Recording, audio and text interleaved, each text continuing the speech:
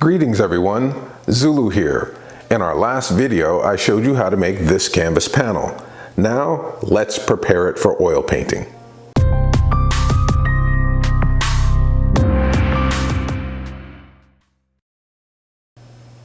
Our canvas in this state is what's called raw canvas. It's not yet ready for oil painting.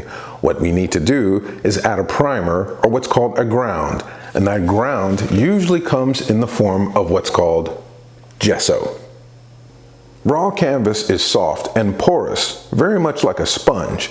If you were to take a sponge and place water or oil on top of it for that matter, it would sink into the bottom layers of it.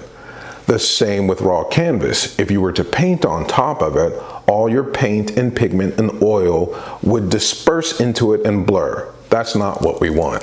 Instead, we take the canvas and we paint on a primer that will dry hard. And when we paint on top of that, it keeps our oil paint in place. The tools we'll need to prime or gesso our canvas are quite simply the gesso and a wide paintbrush. The first thing we want to do is make sure that our canvas is clean and free from any debris. I like to use a lint roller for this to get anything off of the surface before we start to prime. Now let's get into the gesso. This is the brand that I use. I'm not endorsed. All I'm saying is buy good quality artist grade gesso.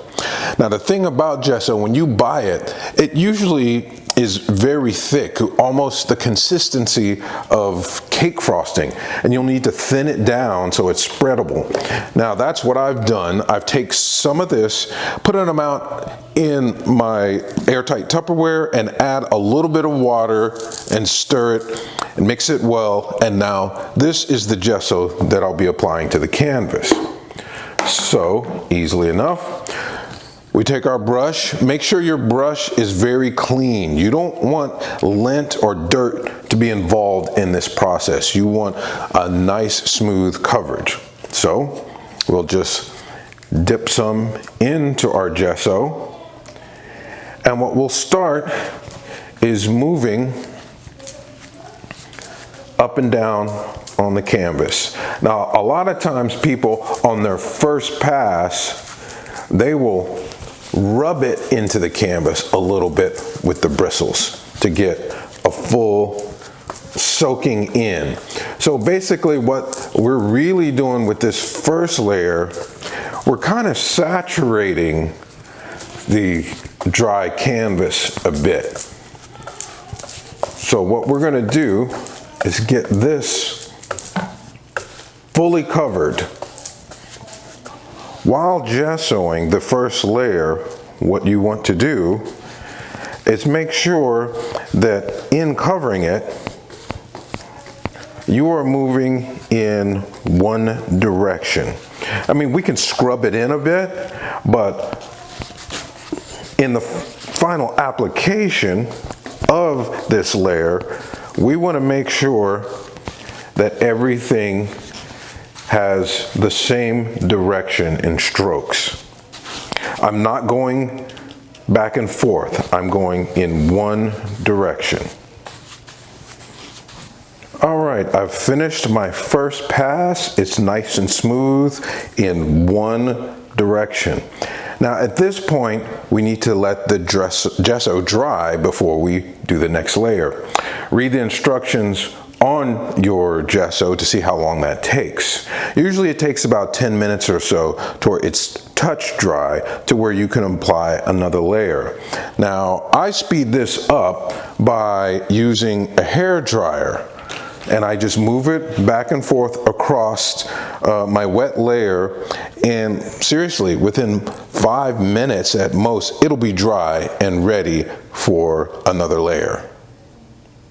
Now when doing multiple layers, there will be a waiting time, and you would be surprised how fast this gesso sets up and gets hard. And the one thing you don't want is for it to get hard in your brush.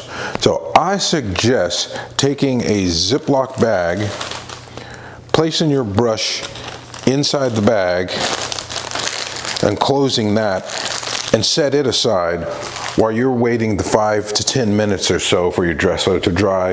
And also make sure you close and seal your gesso to prevent it from drying out while you're waiting for this layer to dry before we move to the next. Our first layer is now dry to the touch, and we're ready to put on our second layer. So what I'll do is I'll remove my brush from the bag, reopen my gesso, and this time we're going to move in the opposite direction. You saw that I painted on in this motion. Now we're going to paint on in this motion for the second layer. And that is because we want an even distribution of the gesso, and it will more evenly distribute within the pores if we use a cross-stroking technique. So we're going to do this in the same way that we did the first layer. Make sure you get full coverage. And I want it to be known that some people will do a light sanding in between coats. And what that does is gives you a very, very smooth canvas. So if you like your canvas to be glassy smooth, then really the only way to do that is to sand in between layers. I don't do that. I like the texture of the canvas to be evident in my painting. So that choice is up to you. So once again, I will finish putting this layer on, which went on really evenly and quickly. And now I will go ahead and use my technique of taking my hair dryer and drying this for my third and final layer.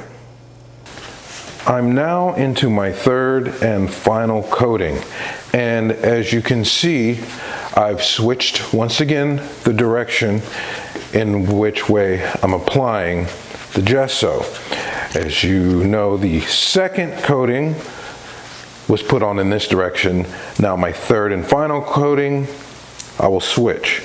No matter how many layers you do, just always switch the stroke direction between layers to get a nice even coverage. And speaking of layers, I put 3 layers on. Some people put more. I find that 2 layers put on well are probably enough. 3 layers put you in the I don't have to worry about it, I've got plenty of coverage zone. So what I'm going to do is just finish getting this last layer on, and then we'll wrap things up. And that's it for gessoing canvas. I suggest you wait 2 to 3 days for the gesso to dry before painting, and we'll get you ready for that in the next videos. So until then, be well.